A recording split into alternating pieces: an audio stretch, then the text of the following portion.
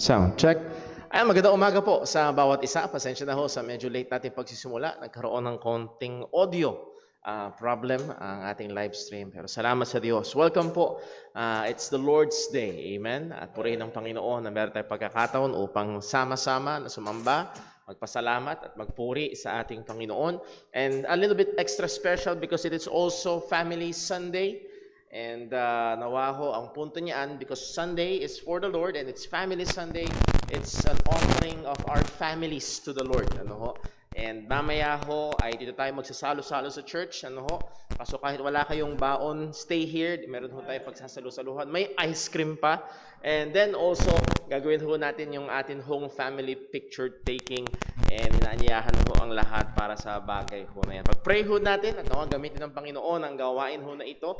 And tayo ho ay pagpalain ng Diyos sa atin hong mga pag-aaral. So magsimula ho tayo sa ilan ho muna mga announcements. Ano ho, medyo naghahabol yung ating audiovisual team. Magsimula ho tayo sa ilan ho mga announcements. Ang atin hong gawain ay nagkaroon ng pagbabago. As we have started last Sunday, ay every Sunday ho, ang atin hong second service ay 2 p.m. Alas 2 na ho ng hapon, so hindi na ho alas 6.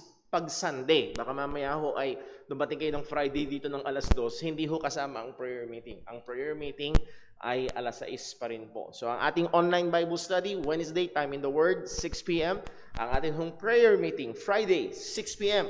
Ang atin hong afternoon service ng Sunday ay 2 p.m. At talaga hong inilapit natin yan para pwedeng magbaon ng lunch dito sa church, dito na lang kumain, mag-fellowship ang mga mananampalataya hanggang dumating ang ating second service. So yan ho ay nagiging malaking encouragement and nakaka-contribute sa sanctification ng atin hong mga kapatiran. So pag-pray ho natin ang ating mga gawain ho na yan, and also atin hong pinag-usapan as a church. Last time na nag-meeting ho tayo, ang atin hong green envelopes, which is our project offering. Meron ho tayong tatlong kulay ng envelopes: white, missions, ang brown ay general offering para sa mga panggastos natin, ang green ay project offering. Pag may project tayo sa church, dun pupunta. Sa ngayon, ang atin hong pangunahing project ay tulungan ng ating kapatid na si Brother Dave. Ano ho? So lahat ng ilalagay sa green envelope ay pupunta ho sa kanya mula February hanggang sa let's see kung paano natin siya matutulungan pa sa kanya hong hinaharap ho na operasyon. Pag-pray po natin iyaan. And ini-encourage ho natin ang mga kapatiran na please, kasi nasubukan natin last year, nung nag-raise tayo ng fund para kay Brother Dave, pumunta lahat doon. So biglang as great as 70-60% ng ating general offering bumaba. So ang nangyari, kinabig lang patungo ho doon. Pag ho ganun ang ginawa natin, mawawalan tayo ng panggastos. Ano ho? So ang punto ho ay dagdagan natin. Ano? It's a challenge and it is a command sa atin ng Panginoon. Let us, as we therefore have opportunity, let us do good unto all men. Baka kaya kadagdagan ng blessing ng Panginoon, ano ho, ay upang makapagdagdag tayo hindi ng bagong cellphone, kung hindi ng pagtulong at paggawa ho ng kabutihan. So pag-pray ho natin yan at nawa ay gamitin ng Diyos sa atin. So magsimula ho tayo ng atin hong Sunday School at nagkaroon ho ng emergency ang atin hong song leader. So ako ho ang magpapawit, tumayo tayo, sabuitin po natin ang books of the Bible.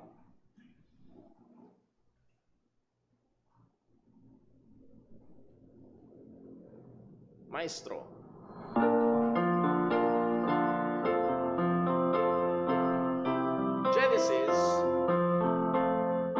Genesis, Exodus, Leviticus, Numbers, Deuteronomy, Joshua, Judges, and Ruth. 1st and 2nd Samuel, 1st and 2nd Kings, Chronicles, Ezra, Nehemiah, Esther, Job, and Psalms, Proverbs, Ecclesiastes, Song of Solomon, Isaiah, Jeremiah,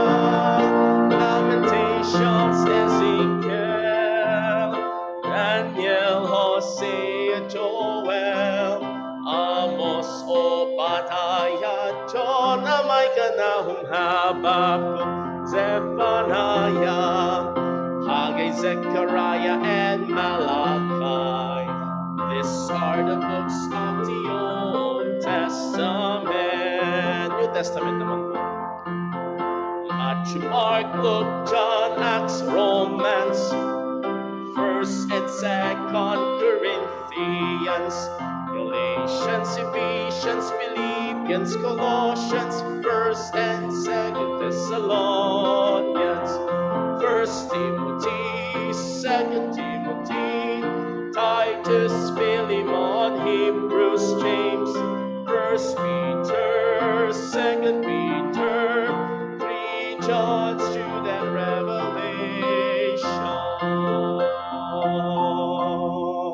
Amen. Maaari na po magsiupo ang bawat isa. And I hope ay unti-unti ho nating nakakabisado ang mga books of the Bible sa atin hong mga pag-awit na yan. O dumako ho tayo sa ating Sunday School, and we have been studying a topic na napakahalaga as we have been we reviewed yun hong mga reasons why do we study the Bible. And salamat sa Panginoon, meron ho tayong mga kapatiran na nagpapatotoo na ito daw ay nagiging malaking tulong ho sa kanila, which is our goal. Ayaw ho natin na maging pastor dependent masyado ang mga mananampalataya, kundi just like the Bereans, ay gusto natin ma-equip ang mga kapatiran to be able to search the scriptures daily if those things were so. So tayo ho ay lumapit muna sa Panginoon, hingin natin ang kanyang tulong, gabay at pagpapala sa atin hong pag-aaral ngayong umaga. Let us pray. Panginoong Diyos, aming Ama, aming pinupuri, pinapasalamatan ka sa iyong kabutihan, sa iyong katapatan, lalo't higit sa iyong pagmamahal at biyaya na sa amin ay umabot upang kami ay maligtas. Salamat po sa aming Panginoong Hesukristo na namatay para sa aming mga kasalanan at muling nabuhay upang kami ay magkaroon ng katuwiran na katanggap-tanggap sa iyo. Salamat o Diyos sa dakilang kaligtasan at gayon din Panginoon, amin pong pinapasalamat ang iyong mga patuloy na biyaya sa amin, sa buhay, kalakasan, probisyon sa mga pangangailangan. At tunay ang iyong biyaya ay laging sapat. Lord, patuloy kaming humihingi sa iyo, dumedepende sa iyo sa pagpapala mo, sa pagbibigay mo ng gabay, liwanag sa aming pag-aaral. At nawa ito'y magbigay ng lalo pa sa aming kasigasigan upang mag-aral, magbasa, magbigay ng panahon sa iyong salita sa ikalalago namin sa pananampalataya. Patawarin mo kami sa anumang mga pagkakasala namin laban sa iyo, O Diyos. Tulungan mo kami na makapag-focus sa pag-aaral at sa iyong mga salita at gayon din lalo't higit mamaya po sa aming pagsamba sa iyo. Lahat ng luwalhati ay mauwi sa iyo lamang. Dalangin namin ito sa ngalan ng aming Panginoong Hesukristo. Amen. So tayo ho ay dumako sa ating review. We look at the need for proper interpretation. Bakit ba, Brother Paul, kailangan pang i-interpret ang Bible? At yung iba takot na takot dun sa word na interpret. Parang hirap naman yan. Well, gusto kong ma-encourage ho tayo at mahamon tayo sapagkat bakit kailangan? 2 Timothy 2:15, merong utos ang salita ng Diyos, yes kay Timothy and in application sa lahat sa atin bilang mga Kristiyano to rightly divide or to rightly handle the Word of God. And then also nakita rin natin sa 2 Peter chapter 3 verse 16 ay yung mga unlearned and unstable, they wrest, they twist the Scripture. So merong dalawang grupo na nag-handle ng Scripture. Pare-pareho silang may hawak ng Biblia. Pero merong mga nag-handle ng tama, merong mga nagtitwist, may mga nagbabaluktot ng salita ng Diyos. So ang point, mga kapatid, ay hindi basta may hawak ng Biblia, okay na. Dahil ayaw natin, at bilang mga mananampalataya, ayaw nating mahulog doon sa ikalawang kategorya na we are unlearned and unstable and we end up twisting the Scripture. Nakakausap ako, mamaya ho, magiging halimbawa ho natin yan, ng isang young people. Because of her situation, nagbabasa siya ng salita ng Diyos, pero she end up twisting the Scripture without properly studying ang salita ho ng Panginoon. So again, in these two verses, ay very evident na merong right and wrong way of handling God's Word. At ang goal ho natin ay mapunta tayo dun sa right, na katanggap-tanggap at at ang sabi nga sa 2 Timothy ay approved unto God. Interpretation is a daily activity for all of us. Now, again, baka meron hong takot doon sa salitang interpretation, pero nais ko hong paalala, ito ay daily activity natin. Lahat ho tayo, mula nung nagising tayo kayo ng umaga, nag-interpret na tayo. Maaaring nagising ka, una mong tinignan ng orasan. Nakita mo nakaturo yung mahaba sa 5, nakita mo yung maiksi nakaturo sa 5 at nakita mo yung mahaba nakaturo sa 10. Ininterpret mo ay 5:10 na ng umaga. Nakuha niyo ho? Nakatanggap ka ng lahat tayo ay nag-i-interpret. Maaaring nagbabasa ka ng isang salita o ng sentence, ini-interpret natin yun. Nakikinig ka ng kanta, ini-interpret natin yun. Doon sa Pampanga noon, may sumikat na kanta, Odyo kaluguran taka, kalugurang sobra-sobra. Well, hindi ko naiintindihan. Tinanong ko yung kasama ko, ano ibig sabihin nun? Well, mahal na mahal kita. Mahal na mahal kitang sobra-sobra. Ininterpret yung isang bagay na narinig. Maaaring nakatingin ka sa isang signboard. Nakita mo, kulay pulang signboard na may nakalagay 500, letter M, tapos AWAY. Tapos yung kulay pulang signboard, may muka ng tutubi na laging nakangiti. Ininterpret mo yun. Jollibee yun. 500 meters away. Malapit na. Nakita mo, ininterpret mo yung signboard. Or kung ikaw ay nakikipag-usap sa sino man, nakatanggap ka ng text message or tawag, we interpret. We always interpret. So when God used, nandito yung necessity dahil merong distance between us and the Bible ay merong distansya. Nung ang Diyos ay gumamit ng higit kumulang 40 tao para ibigay sa atin ang kanyang salita, ito ang katotohanan. Hindi niya dinisregard ang personality, language, geography, time, culture ng mga taong iyon. Rather, ang Diyos ay nag-reveal sa pamamagitan nila. Nakuha ko ba natin? So, kasama yun sa kailangan nating bigyan ng pansin pag inuunawa natin o ini-interpret natin ang salita ng Panginoon. We need Bible interpretation because it is a distant book. There are 4 distances na ating pinag-aralan last time. The distance of time, geography, language, and culture. Magbigay ulit tayo ng halimbawa dahil nung ako'y nag-aaral ng Biblia, lalo na nung bago pa, isa sa mga malaking tulong sa akin ay mga halimbawa. The distance of time, the time distance. Luke chapter 4 verse 17. And there was delivered unto him, to Jesus, the book of the prophet Isaiah. And when he had opened the book, he found the place where it was written. At kung kayo ho ay mga tao sa atin ngayon ng 20th, 21st century, narinig yung salitang book, higit sa malamang, ang naiisip nyo ay yan. Book. Tama ba? Pero between the distance of more than 2,000 years or around 2,000 years sa atin kay Kristo, ang book noon, iyan. Hindi yan book na ganyan. At lalong hindi yan e-book o EPUB na konting pindot-pindot, open na. So muli, it's the distance of time. Iba ang book noon. At nung sinabi ng salita ng Panginoon, balikan natin sa Luke, and when he opened the book, so paano kanya na inopen? Hindi ganun. Page. Wala. Nung inopen niya, kaya makikita niyo ho dyan, and when he had opened the book, he found the place. Place? Walang chapter and verse. Walang chapter. So makikita ho natin, medyo mas nagkakado. Again, wala itong bearing sa mga major doctrines. Nakuha niyo ho? Pagdating sa gospel, wala itong bearing. Pero mas nauunawaan natin ngayon, pag binasa natin ulit ito, hindi ito yung book na meron tayo ngayon.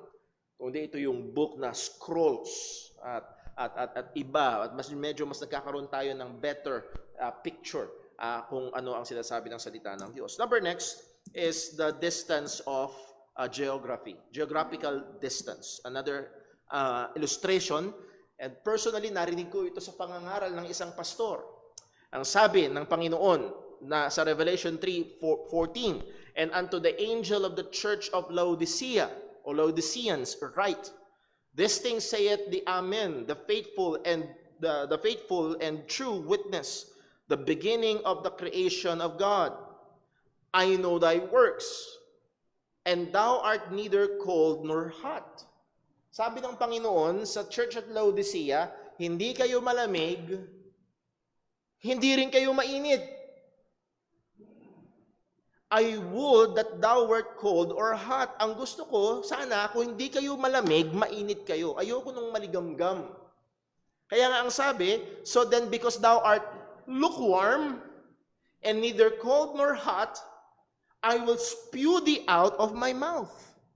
So dahil ito ang isang pastor, sad to say, hindi niya binigyang pansin ang geographical na kalagayan. Ang sabi niya, ang gusto ng Diyos, ikaw ay mainit na Kristiyano. Kung hindi ka magiging mainit, edi magpakalamig-lamig ka na lang. Tama ba yung narinig ko? Yung pastor, in-encourage yung mga tao magpakalamig-lamig sa pananampalataya. Kasi ang sabi ng Panginoon, I would that thou wert cold or hot. So, hindi pala pwedeng maging lukewarm sa pananampalataya. It's either napakainit mo or napakalamig mo. Yun lang ang option natin. Now, again, sa tulong, dito lalabas yung mga tulong ng mga reading materials na maayos. Na pag tinignan mo sa Bible Atlas, ang Laodicea ay nasa lugar na kung saan ang tubig na pinanggagalingan, ang tubig nila ay dalawa ang pinanggagalingan. Hindi sa ilalim ng lupa, kagaya natin, at hindi rin sa nawasa. It's either yung tubig nila ay nanggagaling sa spring na galing sa malapit sa bulkan, therefore, hot spring, mainit, or may tubig din sila nanggagaling sa ituktok ng bundok na malamig. So yung pinanggagalingan ay mainit o kaya malamig. Ang problema, pagdaloy dun sa kanilang mga aqueducts, pagdating doon sa syudad ng Laodicea, ano na siya? Lukewarm na. At nauunawaan yun ng mga taga-Laodicea. Nung sinabi na hot or cold, alam nila, yung tubig na galing doon, cold. Yung tubig na galing doon, hot. Pagdating sa amin, lukewarm na, sila mismo, ayaw nila. Pambihira naman, sana yung tubig na malamig, nakakarat. Sana yung tubig na mainit, ayoko nung lukewarm, pangit sa panglasa. Nauunawaan nila yung sinasabi. Pero sa atin, sa 21st century, hindi natin nauunawaan. It took a certain degree of understanding yung geographical na kalagayan noong syudad ng Laodicea. So, hindi yan nagsasabi na kung ayaw mong maging mainit kay Lord, di magpakalamig-lamig ka. No. Again, yung malamig, masarap. Yung mainit, masarap din. Ibig sabihin, yung masarap yung nakakalugod sa Panginoon. Yun ang punto. Okay? So, example lang ho yun. Number 2, or number 3, the language distance. The language distance. Magbigay tayo ng example. Again, the writers ng Bible ay sumulat hindi sa English, hindi rin sa Tagalog. Sinulat nila ang Bible sa Hebrew, Aramaic, and Hellenistic Greek or Koine Greek. Example natin ay yung salitang love sa Bible. Halimbawa, John 13 verse 35, by this shall all men know that ye are my disciples, if ye have what? Love one to another. Sa Hebrews 13 verse 1, let brotherly love continue. Sa 1 Corinthians 16:22, if any man love not the Lord Jesus Christ, let him be anathema maranatha. Sa English Bible natin, lahat yan, love, love, love. Pero pag titignan nyo sa Greek, yung una is agape, yung pangalawa is Philadelphia, at yung pangatlo is phileo. Na merong medyo magkakaibang ibig sabihin. Na pagdating sa atin, love, love. Pagdating sa mga words, medyo mas makulay, mas maraming shade ang Greek language. Madalas sa atin, black and white. Pero sa kanila, mayroong gray, at medyo black. At pagdating sa mga salita na ginagamit nila, mas definite. So again, pagdating sa atin, ay mayroong distansya sa salita. Okay? Number next is the cultural distance. The cultural distance. Ginamit ko ho yung ESV sapagkat mas kita dito sa Matthew chapter 1 verse 18. This is Joseph nung ipapanganak ang ating Panginoong Jesucristo nang sabi, "Now, the birth of Jesus Christ took place in this way when his mother Mary had been betrothed to Joseph." Ano daw?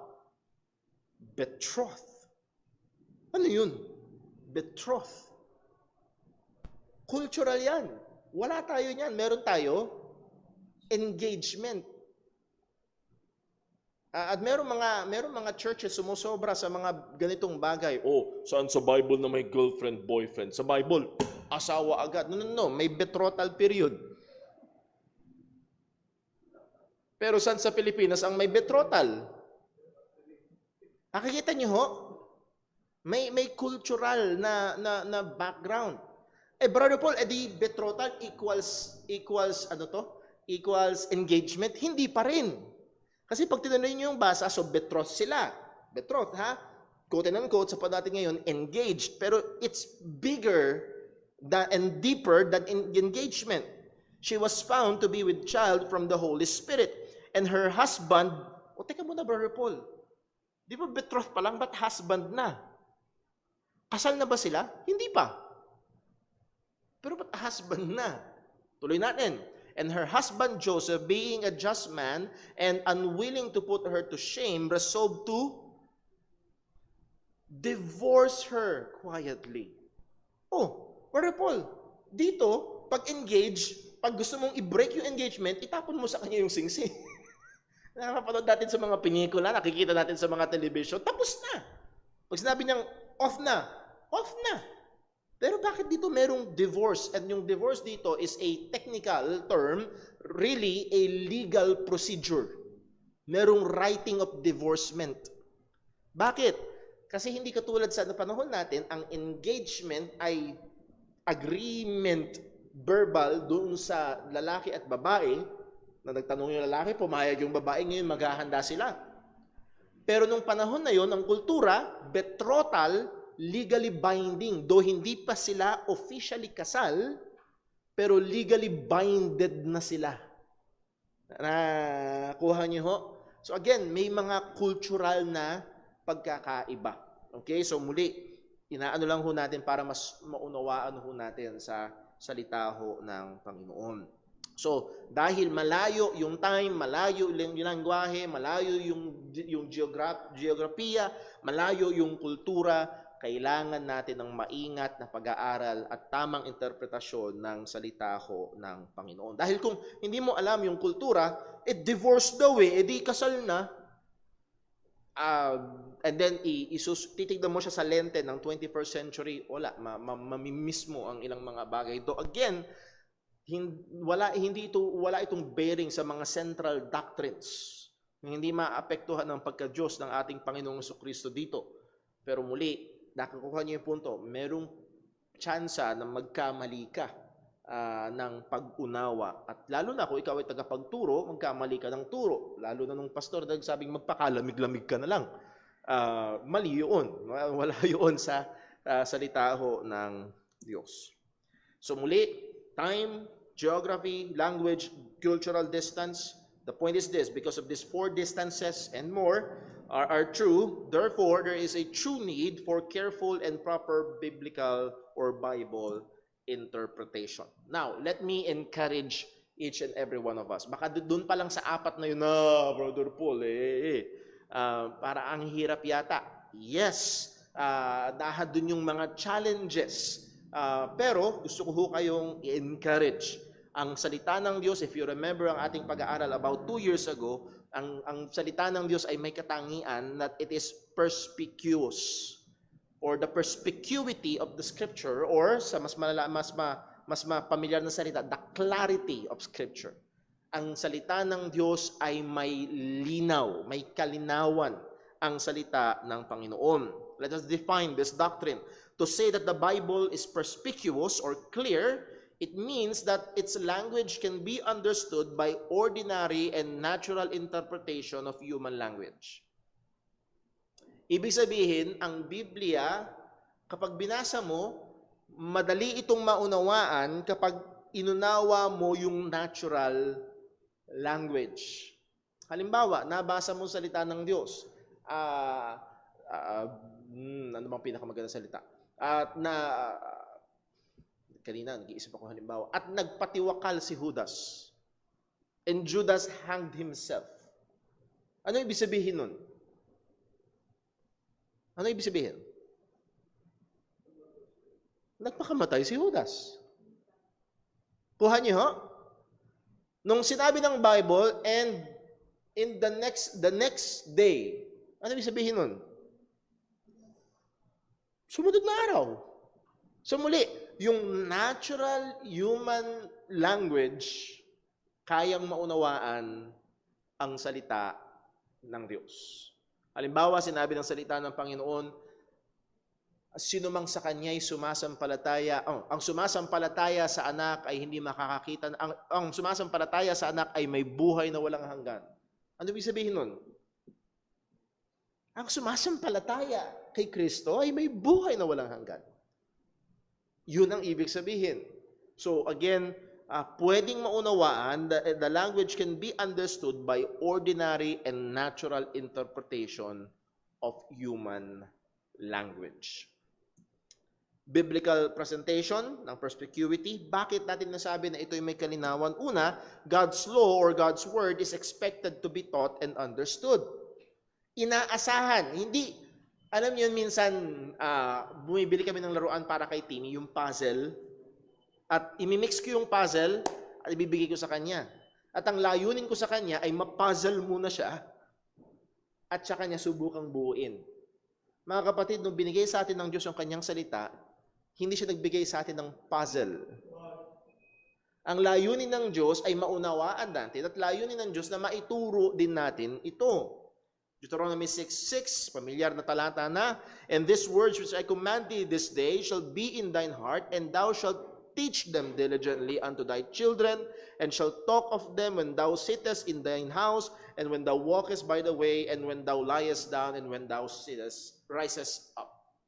Anong ibig sabihin? Ina-assume ng Biblia na mauunawaan ito ng mga magulang. Inuutusan ng Biblia ang mga magulang na ituturo ito sa mga anak. Anong assumption? Kaya itong maunawaan ng mga bata. Pwede. So ito ay binigay talaga ng Diyos para ituro o para maunawaan at ituro sa iba. Number 2, the biblical writers intended and expected their readers to understand them. Lalo na sa bagong tipan, meron tayong mga tinatawag na epistles. Ano ang epistles? Hindi sila asawa ng apostles. Okay? Epistles, technical term meaning letters. Halimbawa, nakatanggap ka ng, halimbawa, nung siguro si Brother Michael sumulat pa ng love letter noon kay sumulat ng love letter, hindi naman, okay, susubukan kong pahirapan siya, paano maintindihan to? Ang gusto mo talaga, maipahatid yung mensahe ng pagmamahal. At ganun din, nung sumulat yung mga biblical authors, para maipahatid sa atin yung mensahe ng Panginoon. Hindi para bigyan tayo ng puzzle na isosolve. This is contrast with the mystery religions. This is in contrast with writers of mystery religions who are intended to be understood or that are intended to be understood only by the initiates.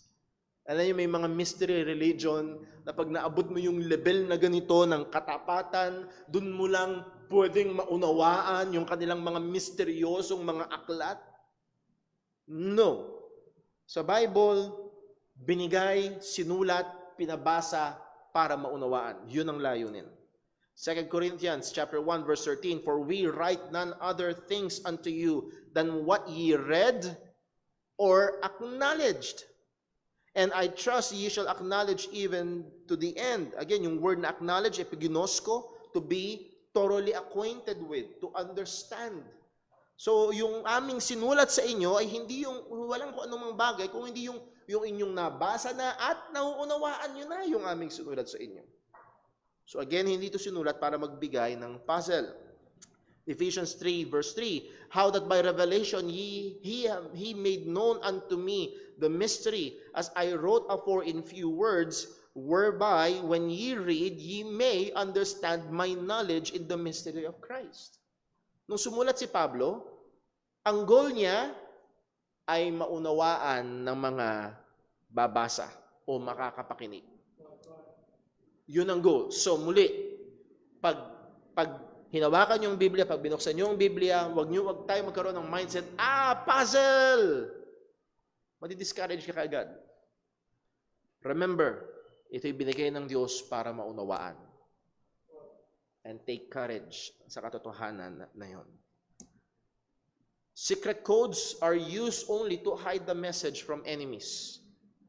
Yung mga secret codes, lalo na, siguro mga year 2000, before that, usong-uso yung, sa Channel 9 pa yata yun, Bible codes. Na sinubukan nilang i-feed yung Hebrew scripture sa computer na tatalon sila every 26th letter, every 13th letter, at nakakakuha sila ng mensahe, so on and so forth. Sino makakagawa nun? Tingin nyo yun yung layunin ni Pablo? Okay, ipoporma ko yung sulat para every bilangin nila, every 13th letter, at makuha nila yung secret message? Oh, no.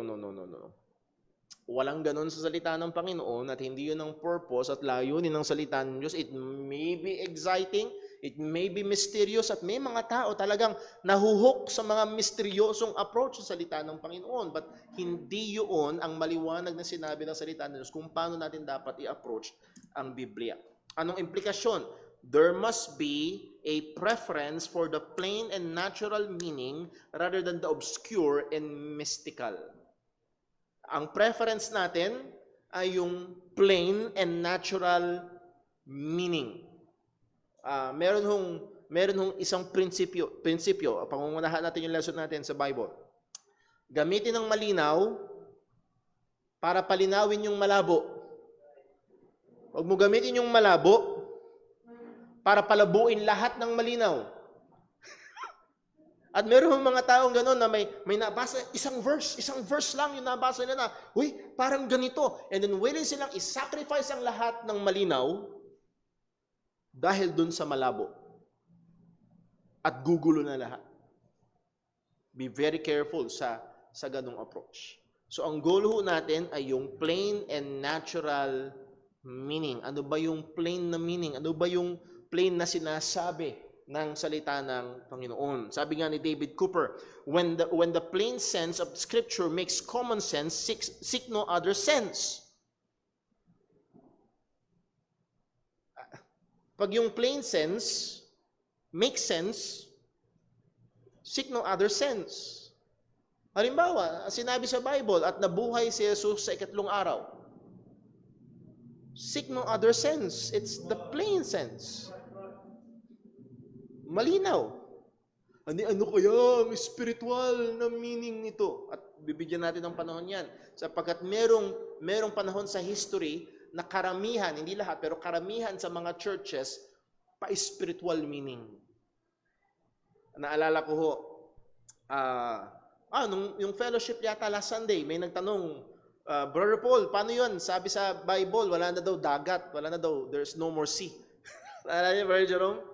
And then, sinare ko yung experience ko nung unang beses ko napakinggan ang isang Bible study about wala nang dagat sa langit. Ang sabi nung nagtuturo, well, ano ho ba ang dagat? Ang dagat ay larawan ng kabagabagan, nababagabag ang dagat. Wala nang kabagabagan sa langit. Ang dagat ay minsan ay magulo kapag binabagyo, hindi ka nababagyuhin sa langit. Yun ay example ng spiritualizing. Ang tanong, yun ba yung sinasabi ng text? If the plain sense makes sense, seek no other sense. Ang sabi, no more sea. Pagdating dun, no more sea. And ang encouragement sa ating kapatid na mahilig sa dagat, wait, there is more. Muli, ang malinaw na sabi ni Jesus, pagdating sa langit, wala nang pag-aasawa. So sorry ho sa mga masyadong romantic, hindi kayo HHWW sa langit.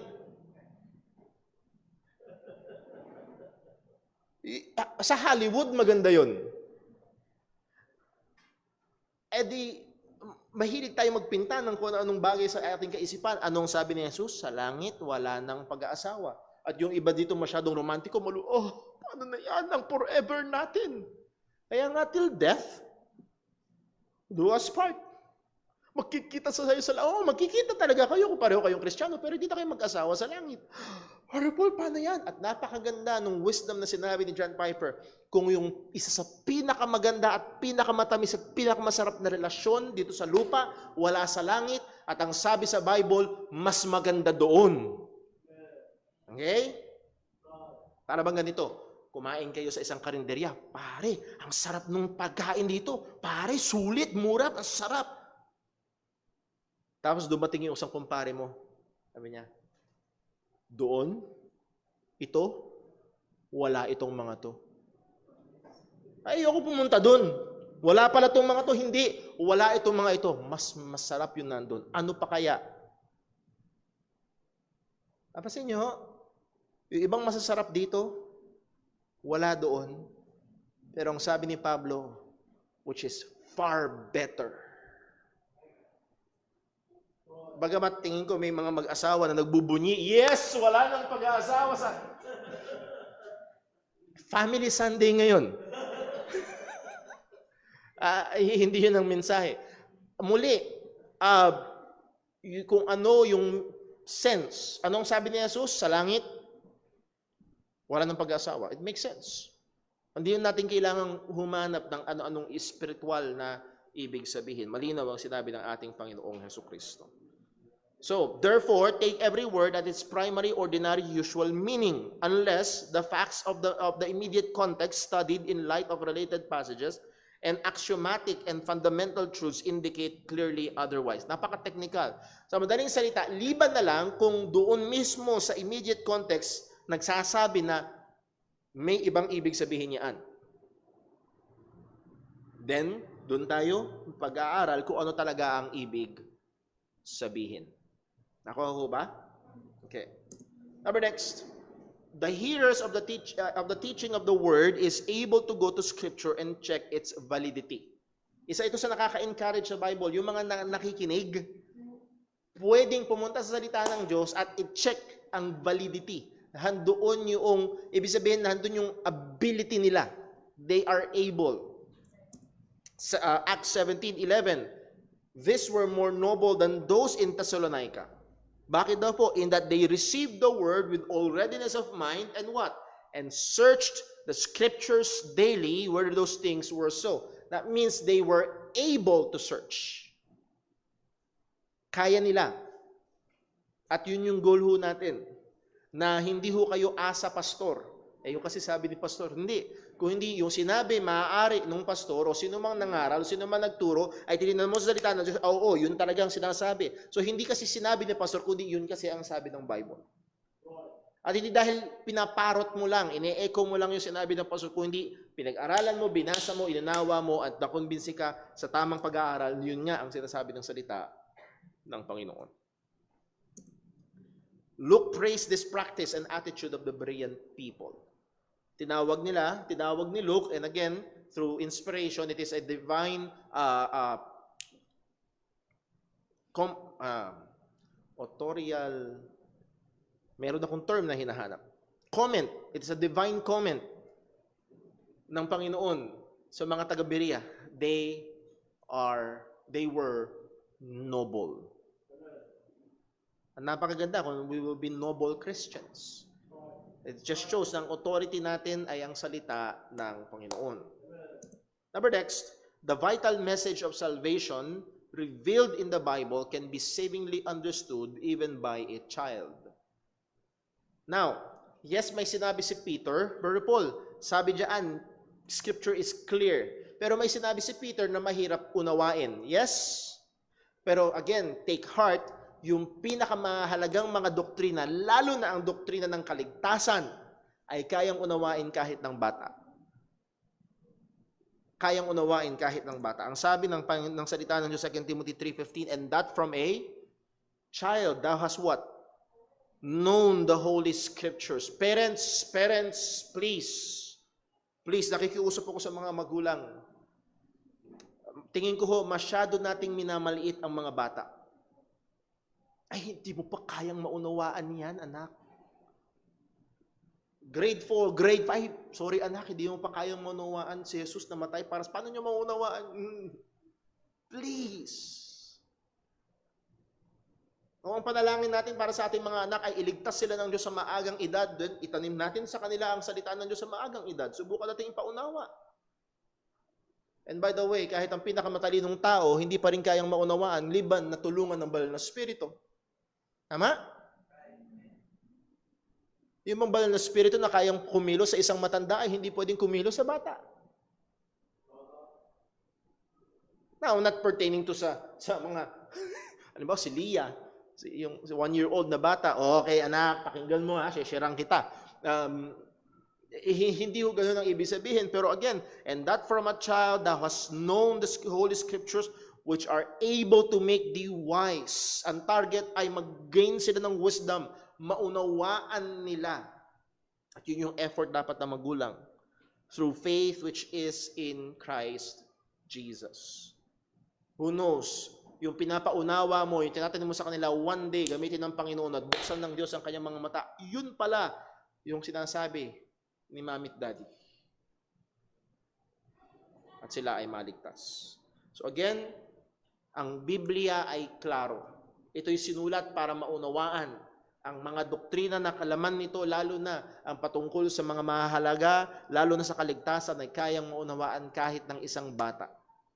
So pag nagbasa ka ng salita ng Diyos, it's clear. Hingi mong tulong ng Panginoon at nawa, gabayan tayo ng Panginoon sa mga pag-aaral nating personal. Now, bilisan natin, who should study the Bible? Who should know how to interpret the Bible? Sino ba dapat? Is this discipline for pastors or Bible teachers only? Ito ba ay para sa mga pastor lamang or sa mga tagapagturo lamang ng Biblia? Well, primarily but not only. Primarily but not only. Yes, kung ikaw ay tagapagturo ng Biblia o pastor, dapat alam mo kung paano i-handle ang salita ng Diyos. Kung hindi kagaya ng sinabi ni Pablo kay Timothy, kahiya-hiya. Kahiya-hiya. Upon them is given, sa mga pastor, is given the primary task to feed the church of God with the truths of God. Acts 20:28, take heed therefore unto yourselves and to all the flock over the which the Holy Ghost hath made you overseers to what? To feed the church of God, which He had purchased with His own blood. So muna mga kapatid, hindi ko maiwasan, pero basahin natin ulit. To feed the church of God, which, sino yung He? Hindi, dun muna tayo. Sino yung He? Sino yung He? Interpret yun. Normal language.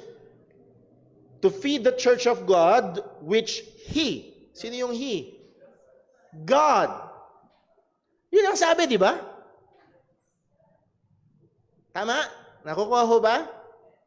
To feed the church of God, which He purchased with His own. Teka muna, Brother Paul, di ba sa Bible ang Diyos walang buto, walang dugo? Walang problema. Kung ang Diyos ay nagkatawang tao. Mamaya, babalikan natin yan. Muli, Ecclesian to Theo, Church of God, hindi Church of Christ. Ito ang laging pinupuntahan ng, tama ho ba, Brother Totoy? Ex-Iglesia ni Cristo, si Brother Totoy. Yan ang laging pinupuntahan ng mga Iglesia ni Cristo, Acts 20:28. Pero they use a very unfaithful translation ng Biblia. Lamsa version. Because dun lang matatagpuan yung Church of Christ. Pansinin nyo, subukan nyo manood. Laging Lamsa version ang binabasa nila. Dahil sa ibang mga versions, it's either Church of God or Church of the Lord. Pero pag tinignan nyo sa Greek, Ecclesian Toteo, Church of God. Pastors and teachers, ang sabi ng 1 Peter 5:2, feed the flock of God, pakainin. 1 Timothy 3:2, a bishop.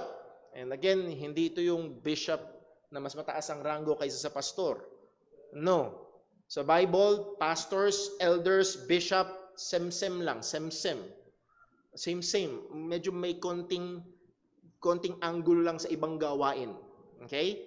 So, yung mga pastor na addict sa title na bishop, mali ang pangunawa nila. They need to properly handle God's word.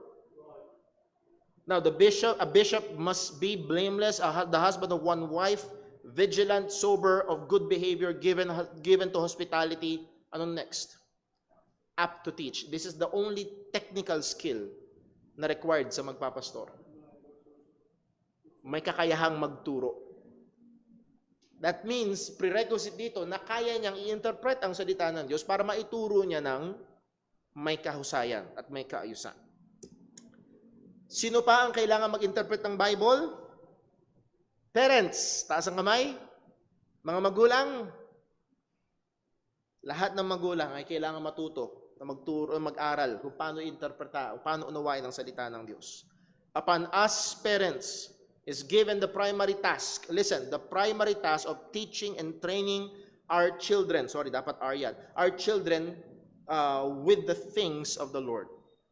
Tayo ang may pangunahin. Hindi ho si pastor o si brother Paul ang may pangunahing trabaho na turuan ng iyong mga anak. Hindi rin ho ang mga Sunday school teachers ang may pangunahing trabaho na ituruan ng inyong mga anak. Ang magulang ang may pangunahing trabaho.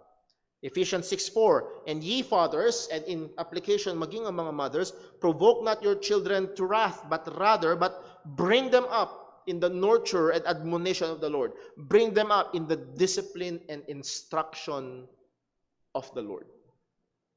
So therefore, halimbawa may issue sa bahay. Hato si Junior, dumating ang panahon, si Timmy.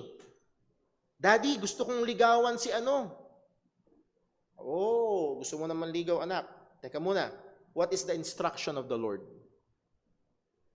Kristiyano ba yan? Hindi, Daddy, pero cute siya. Well, I'm sorry. Ang instruction ng Panginoon. At pupunta kami sa salita ng Diyos, ipapakita ko sa kanya, Timmy, ito ang sinasabi ng Bible. Kahit pang Miss Universe pa ang ganda niya, pero sorry, ito ang sinasabi ng Bible. I hope, ang mga magulang, sa biyaya ng Diyos, you can go to the Word of God kapag handyan na yung mga issue, or even bago pa dumating yung mga issue. Or halimbawa, na nakita mo yung lesson ng iyong anak, tinuturo sa kanila na galing sila sa unggoy.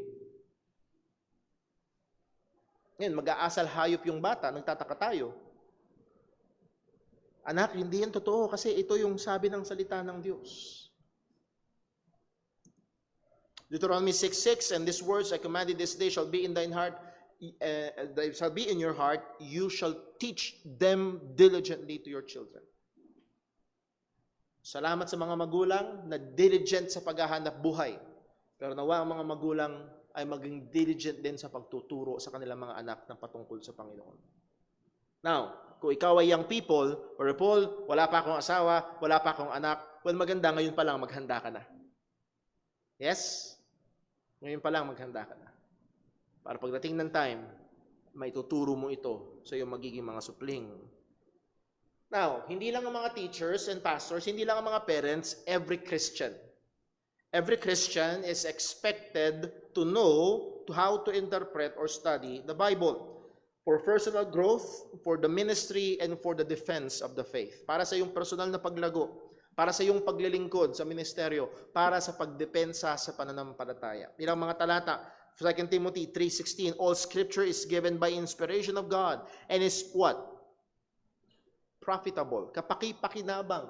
Kapaki-pakinabang ang Biblia for doctrine or that's for teaching, for reproof, for correction, for instruction in righteousness. Dito mo makikita yung instructions, paano ka mabubuhay ng may katwiran. That the man of God may be perfect, thoroughly furnished unto all good works. And again, nandun yung maturity, nandun yung furnished unto all good works. Listen, para ka ma-furnish, para ka maging able na gawin ang kalooban ng Diyos, hindi mo kailangan ng dagdag na mga revelasyon. Sapat ang salita ng Diyos.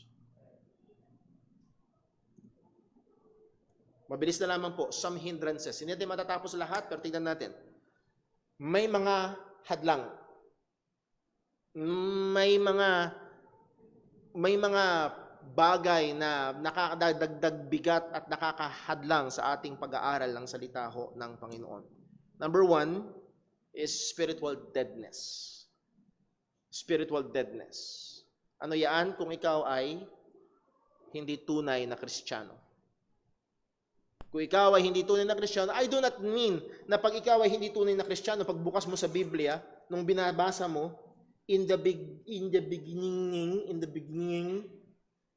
napanood nyo na yan?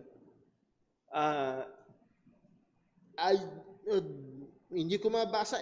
No. May mga scholars na mas maraming alam sa Biblia kaysa sa akin, pero hindi sila ligtas. Hindi ibig sabihin na hindi nila kayang maunawaan yung vocabulary. Hindi ibig sabihin na hindi nila kayang mag-research at maunawaan yung mga cultural, geographical distances na kakayain ng ating pinag-aralan o binigyang pansin. Pero ang punto ay hindi lamang impormasyon. Merong spiritual na bahagi ito. At ang sabi ng salita ng Diyos, but the natural man, that is the unsaved, receiveth not the things of the Spirit of God, for they are foolishness unto him. Yes, pwede niyang maunawaan. Well, ang sabi dito, si Jesus daw ay nabuhay sa ikatlong araw. Ano yun? Joke? Kaing-ingan yun? Pwede ba yung buhay, patay, mabubuhay ulit? Naunawaan nila yung sinabi ng Bible na nabuhay si Jesus sa ikatlong araw. Gets nila yun. But it's foolishness unto them. Neither can he know them because they are spiritually discerned. So hindi just knowing the details, but really knowing with the sense of application because they are spiritually dead. 2 Corinthians 3:14 ang sabi, but their minds were blinded.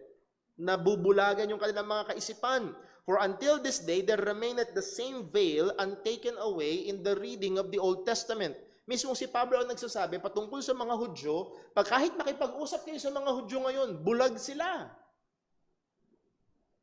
Basa sila ng basa ng Torah, basa sila ng basa ng lumang tipan, pero may takip yung kanilang mga mata habang sila nagbabasa. Ang sabi, isa sa mga key interpretative key ng lumang tipan, which veil is done away in Christ. Pag sumampalataya ka kay Kristo, parang mabubuksan, ting!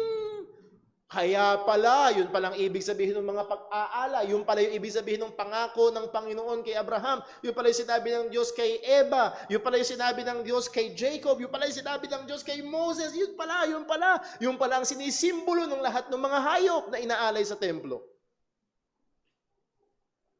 Pero dahil ayaw na lang sumampalataya kay Kristo, merong blindness, may nakaharang sa kanilang mga mata. They are spiritually dead. Number 2,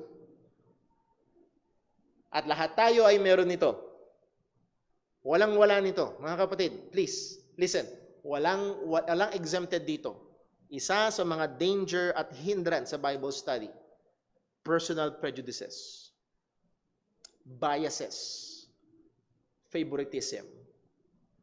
Meron kang bias. Nakakiling ka sa isang bagay particularly. Magbigay tayo ng halimbawa. Sabi natin kanina, Acts 20:28. Magbigay ako example. Sa King James, to feed the church of God. Sa ESV, English Standard Bible, to take care of the church of God. Sa American Standard Bible, to feed the church of the Lord. Sa International Standard Version, be shepherds of God's church. New English Translation, to shepherd the church of God. Tagalog, ang Biblia, pakainin nyo ang iglesia ng Panginoon. Pero dahil bias sila, always, Lamsa version to feed the Church of Christ.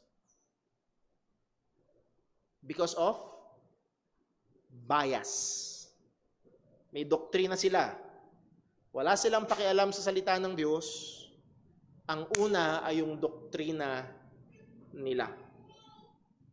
At may danger. Hindi ko lang nailagay ho dito, pero totoo ang sinabi ni Haddon Robinson sa kanyang book na Biblical Preaching, a very good book. Sabi niya, merong good at merong danger ang doctrines. Good, ang doctrines ay magsisilbing railings mo. Hindi kayong, kasi kung walang railings, baka mahulog ka sa bangin. At maraming mga tao, because they are unlearned and unstable, they end up twisting the scripture. Nahuhulog nila. They make shipwreck of their faith. Dahil, again, pagdating sa doctrines, napaka-loose nila. Easily swayed, tossed to and fro. May good ang doctrines. Pero sabi rin ni Haddon Robinson, may babala siya, may danger din ang doctrines na na dahil sa doktrina mo na napakalakas sa iyong tenga, hindi mo marinig yung sinasabi talaga ng Biblia. Nakuha ko ba?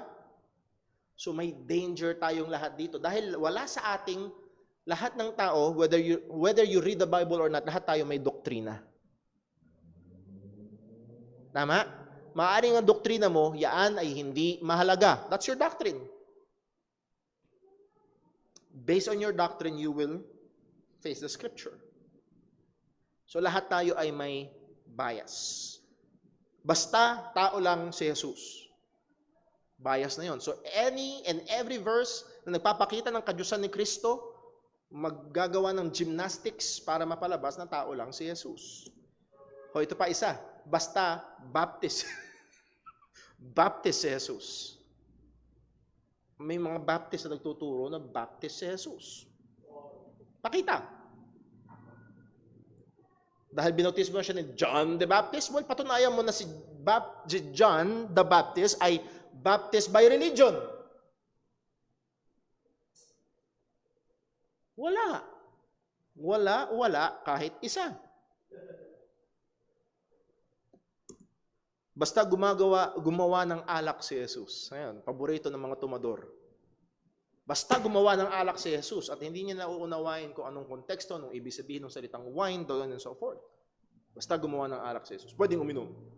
Tagay tayo.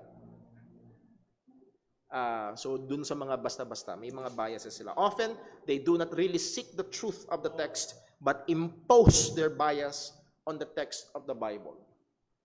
Dahil sa bias nila. Next, hidden agenda. Dito tayo matatapos ngayong umaga for the sake of time. Hidden agenda. Meron silang hidden agenda dun sa kanilang interpretation. Acts 20:30, ang sabi, also of your own selves shall men arise speaking what? Perverse things. Bakit daw po? May agenda sila. To draw away disciples after them. May hidden agenda.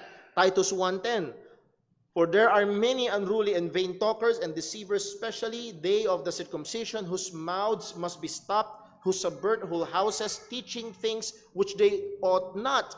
They teach things which they ought not. Nagtuturo sila ng mga bagay na hindi nila dapat ituro. Bakit daw po? For filthy lucre's sake. Filthy lucre. Translation, dirty money. Maduming pera. Nagtuturo sila para kumita. Kaya yung first fruits, unang sweldo ng taon, bigay nyo lahat sa church. Saan yun sa Bible? Sige. Wala. Wala. Pero para kumita. Para sa pera. Now, maaaring merong honestly mistaken dahil yun ang minana nilang doktrina, pero sad to say, they fail to search the scriptures if those things were so. May hidden agenda sila. Well, sabi ko last night, ito na talaga, cultural conditioning, halimbawa ho ay feminism. Wives, submit yourselves to your own husbands. Ito na yung mga feminista. Rally kami. Equality. Girl power. Pantay lang. So, sino bang hindi sasabing pantay? Pantay naman. Pero may disenyo. May disenyo. Some are led to the wholesale rejection of the Bible because of their cultural conditioning. Anong cultural conditioning nila? Ang babae ang mas mahalaga. Actually, hindi na sinasabing pantay, mas mahalaga ang babae. Pag pinakinggan nyo mga feminist ngayon, mas mahalaga ang babae. Hindi pantay, yun ang diin nila. At ano? Dahil ang Bible ang tuturo ng pagpapasakop ng asawang babae, meron sa kanila, nire-reject ang pamilya, nire-reject ang pag-aasawa, ultimately nire-reject ang buong Bible. Because of cultural conditioning. 1 Timothy 2:12, but I suffer not a woman to teach or to usurp authority over man, but to be in silence. In the context of the church, anong malinaw na sinabi ng salita ng Diyos? Ang mga babae ay hindi dapat na tagapagturo sa loob. Again, sa konteksto ng church, hindi sa mga bata, hindi yung church. Pagdating sa mga gawain ng church, hindi ang babae ang inilalagay na tagapagturo. So walang mga pastora. Wala talaga. Buksan yung Bible, wala kahit isa. Ang sasabihin nila, well, Brother Paul, dahil sa kultura nila, kasi maliit ang tingin nila sa babae. Brother Paul, kasi sa edukasyon, kasi lalaki lang ang pinag-aaral noon. Well, Brother Paul, personal bias yan ni Apostol Pablo. Kasi bias lang siya talaga sa mga... Well, actually, pag tinuloy niyo yung basa sa verse 13, ano yung binigay na dahilan ni Pablo? For Adam was first formed than Eve. Yung binigay niyang dahilan, even before sin. Ano pa? And Adam was not deceived, but the woman being deceived was in transgression. Mga missis, mga ladies, yung ginawa ng kauna-unahang babae may epekto sa inyo. Hindi pwedeng wala. So hindi cultural, hindi educational, hindi personal bias ang sinabi ni Pablo.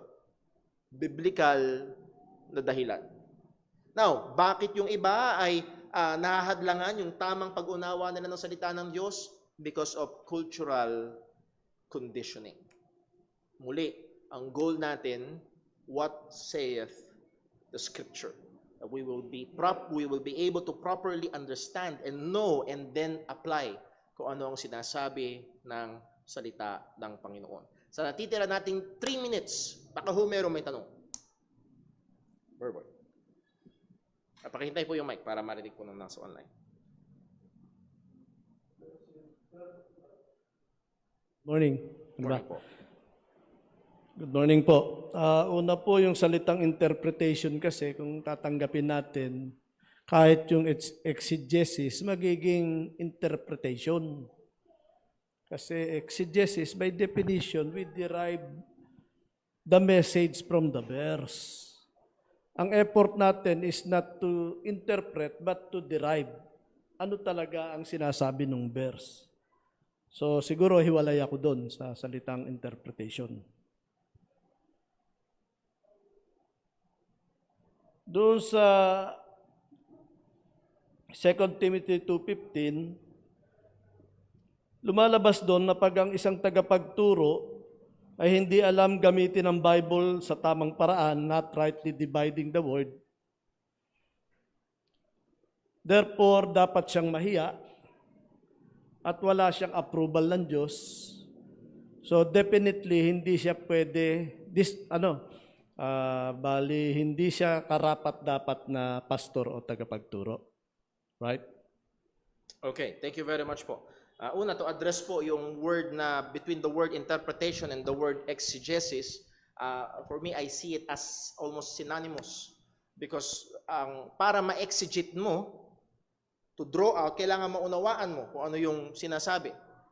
At without interpretation, there's no way. So muli, ang interpretation is a tool to exegete ang salita ho ng Panginoon. So, doon natin tinitignan. Now, to address yung second na sinabi, rightly dividing the word of truth. Muli, ang pag-aaral, as we have said, ito ay technical na prerequisite sa isang magpapastor, apt to teach. So, kailangan dapat niyang may kahusayan siya, may abilidad siya na i-handle ng tama ang salita ng Diyos. Dahil kung hindi, anong ituturo niya?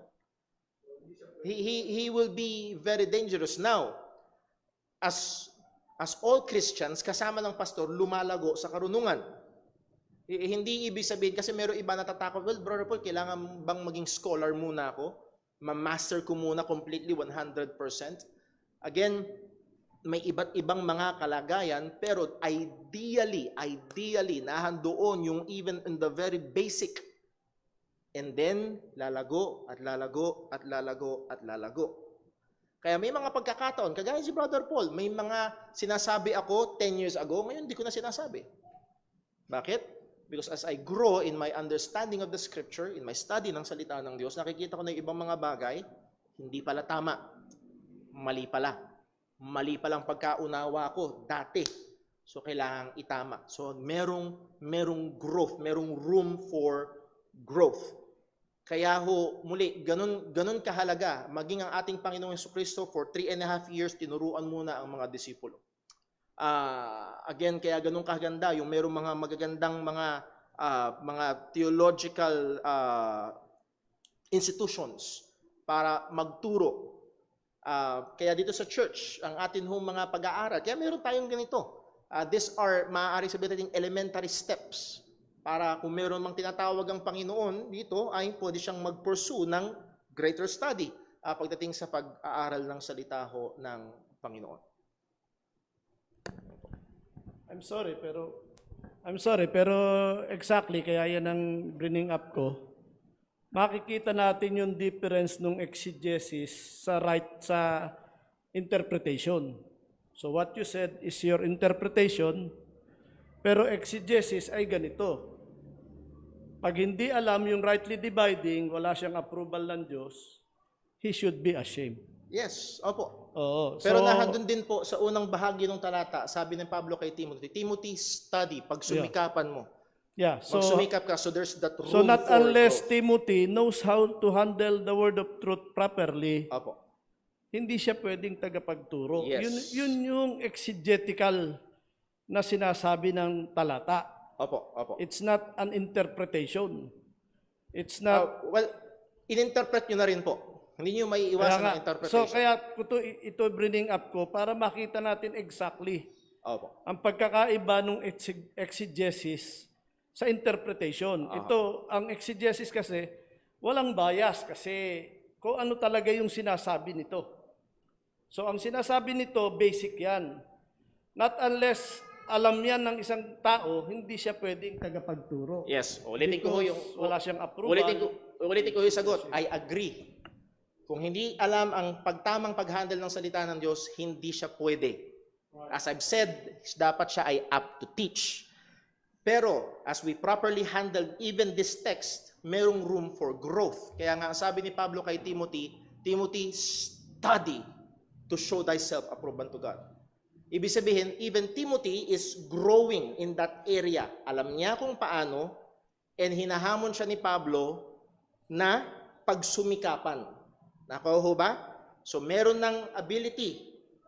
Pero kahit ang isang pastor, nagpapastor na ng 50 years, may paglago pa rin siya sa mga bagay na yun. He knows how to, he's apt to teach, pero lumalago. Now, kung wala yung kakayahan na magturo, and very basic, paano mo ituturo kung hindi mo nauunawaan? Hindi pwede. So sana nakuha nyo, hindi ho magkasalungat.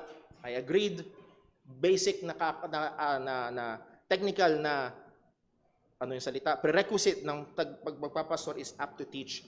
Na handoon yung dapat, he can handle the word of God properly. Now, if not, hindi siya pwede. Kaya ho sa mga magpapastor, merong sinusuri sila, tinetest sila kung kaya man lang nilang i-handle ang salita ho ng Panginoon sa tamang paraan. Then, as I've said, as Paul told Timothy, merong hamon na lumago pa sa bagay na yon. Okay? So, meron pa ho bang ibang may tanong? Wala na po. O sa online, baka meron nung may tanong dyan, Brother Jasnel, sa comment section.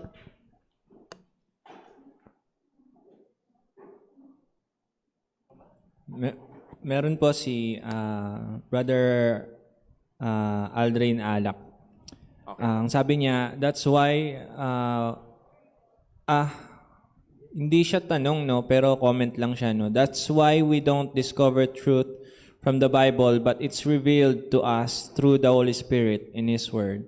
And then merong tanong si Brother Junjun Alerta. Sabi niya, ang gospel po ay interpret po natin. Yun po yung mismong comment niya. Ang gospel po ay interpret po ba natin? Siguro po yun yung... Question mark po yung dulo.